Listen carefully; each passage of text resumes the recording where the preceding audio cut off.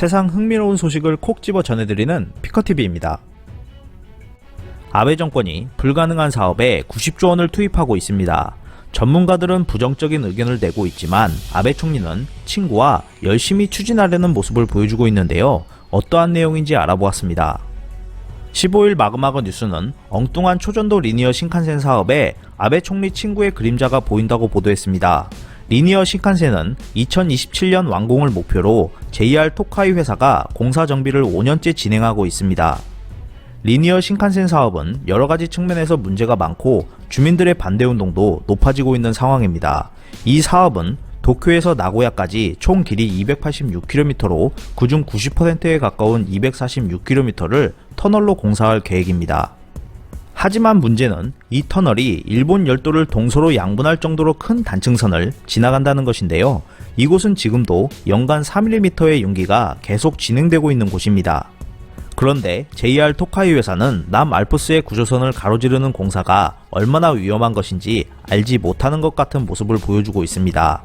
지질학자 쿠니오 씨는 JR 토카이 회사가 남알프스의 지질이 균등하다고 생각하는 것 같고 튼튼한 철근 콘크리트로 굳히면 어떤 곳이든 괜찮다라고 생각하고 있는 것 같다 전했습니다.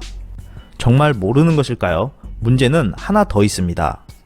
작년 12월 10일자 요미우리 신문에 따르면 일본은 초전도 리니어 기술이 거의 완성되었고 미국에서도 도입을 검토하고 있어 해외 수출도 염두에 두고 있다 했습니다.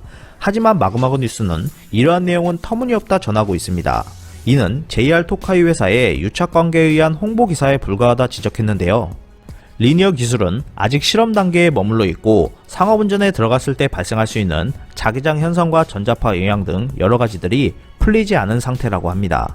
이렇게 미완성된 기술을 활용해 위험한 지질의 터널을 만들고 신칸센을 운영하려는 것인데요. 여기에 JR 도카이 명예회장인 카사이 타카유키는 아베 총리의 친구이자 브레인이라는 입장을 이용하여 여러가지 문제점들을 성실하게 처리하지 않고 정부가 측정한 총 사업비의 3분의 1에 해당하는 3조엔의 자금을 끌어들여 힘차게 강행하고 있습니다. JR 도카이 회사는 초전도 리니어 신칸센 사업이 추진되지 못할 것을 대비해 현재 달리고 있는 방식으로 변경할 수 있도록 구조를 이미 설계해 두었다고 합니다. 기사는 이러한 사업 추진을 두고 마치 대출 사기를 보는 것 같다고 전했습니다.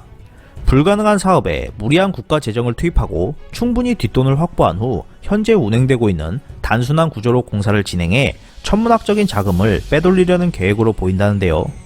사연임은 하지 않겠다고 한 아베 총리와 그 측근들이 도쿄올림픽과 카지노 사업에 이어 신칸센 사업에서도 바짝 땡길 궁리를 하고 있는 것으로 보입니다. 이상 피커TV였습니다. 감사합니다.